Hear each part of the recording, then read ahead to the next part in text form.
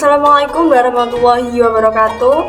Perkenalkan, nama saya Nada Haratul Maulida dari program studi manajemen dakwah semester 5 dengan NIM 1860311223053. Tujuan saya membuat video ini adalah untuk memenuhi tugas UTS pada mata kuliah psikologi dakwah yang diampu oleh Ibu Dr. Mutrofin MPhil.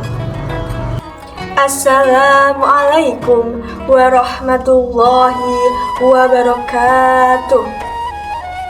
Alhamdulillahirabbil alamin, wassalatu wassalamu ala asyrafil anbiya'i wal mursalin sayyidina wa maulana Muhammadin wa ala alihi wa sahbihi ajma'in, amma ba'd. Hadirin yang dimuliakan Allah, segala puji hanya milik Allah SWT yang telah memberikan kita nikmat, iman, kesehatan, dan kesempatan untuk berkumpul dalam majelis ilmu ini. Salawat serta salam semoga senantiasa tercurahkan kepada junjungan kita Nabi Agung Muhammad SAW beserta keluarga dan para sahabatnya. Semoga kita semua termasuk umatnya yang mendapatkan syafaat di hari akhir kelak. Amin, amin, ya rabbal alamin. Pada kesempatan kali ini, mari kita merenungkan firman Allah dalam surah An-Nahl ayat 125 yang berbunyi, Ud'u ila sabili rabbika bil hikmati wal mau'izatil hasanah wajadilhum billati hiya ahsan inna rabbaka huwa aliman dalla sabilihi wa huwa alamu bil muhtadin. Artinya, serulah manusia kepada jalan Tuhanmu dengan hikmah dan pelajaran yang baik, dan berdebatlah dengan mereka dengan cara yang baik. Sesungguhnya Tuhanmu dialah yang lebih mengetahui siapa yang sesat dari jalannya, dan dialah yang lebih mengetahui siapa yang mendapatkan petunjuk. Hadirin yang dirahmati Allah, ayat ini mengandung panduan yang luar biasa untuk kita dalam menjalankan dakwah. Allah SWT mengajarkan kita 3 pendekatan dalam menyeru manusia kepada kebaikan. Yang pertama, dakwah dilakukan dengan hikmah. Hikmah di sini bermakna kebijaksanaan dan kecerdasan dalam menyampaikan kebenaran. Dakwah bukan sekedar menyampaikan ilmu, tetapi harus sesuai dengan kondisi dan kemampuan orang yang diajar. Hikmah ini menuntut kita untuk memahami situasi, berbicara dengan bahasa yang mudah dipahami dan tidak memaksa. Nabi Muhammad SAW telah menyontohkan bagaimana berdakwah dengan hikmah. Beliau tidak pernah menggunakan kekerasan atau memaksa, melainkan penuh dengan kelembutan. Yang kedua, dakwah dilakukan dengan mau'idhah hasanah atau pelajaran yang baik.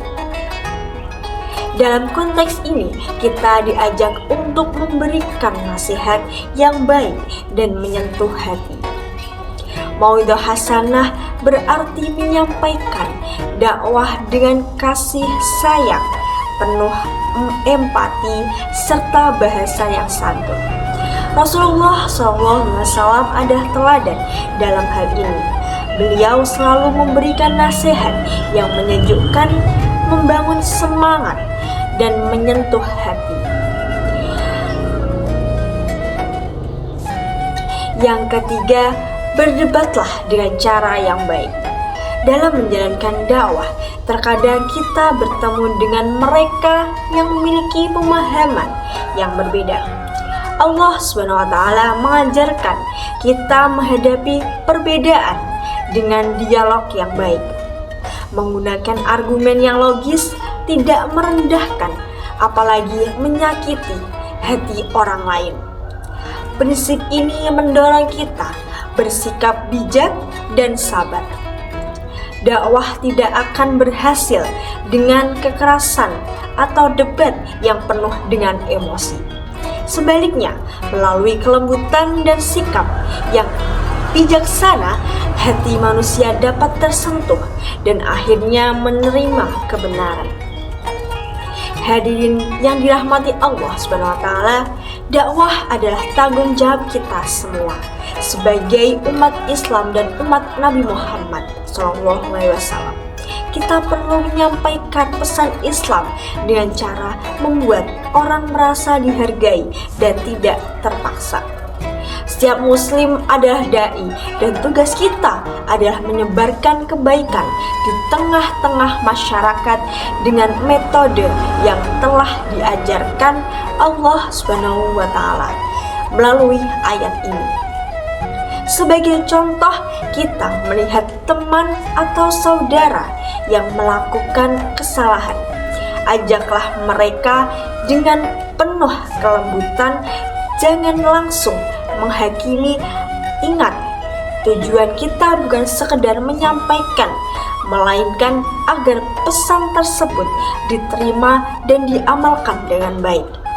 Ini hanya dapat tercapai dengan pendekatan yang lemah lembut dan penuh dengan kasih sayang. Demikianlah uraian singkat tentang surah An-Nahl ayat 125. Semoga kita bisa mengamalkan ayat ini dalam setiap langkah dakwah kita. Mari kita terus berusaha menyampaikan kebaikan dengan cara yang terbaik. Jika kebenaran dalam penyampaian ini itu datanya dari Allah SWT, dan jika ada khilafan itu murni dari saya pribadi. Sekian dari saya. Wassalamualaikum warahmatullahi wabarakatuh. Mungkin itu saja yang dapat saya sampaikan. Apabila ada kata maupun pengucapan yang kurang berkenan, saya mohon maaf yang sebesar-besarnya, karena kesempurnaan itu hanya milik Allah SWT. Akhirul kalam, wassalamualaikum warahmatullahi wabarakatuh.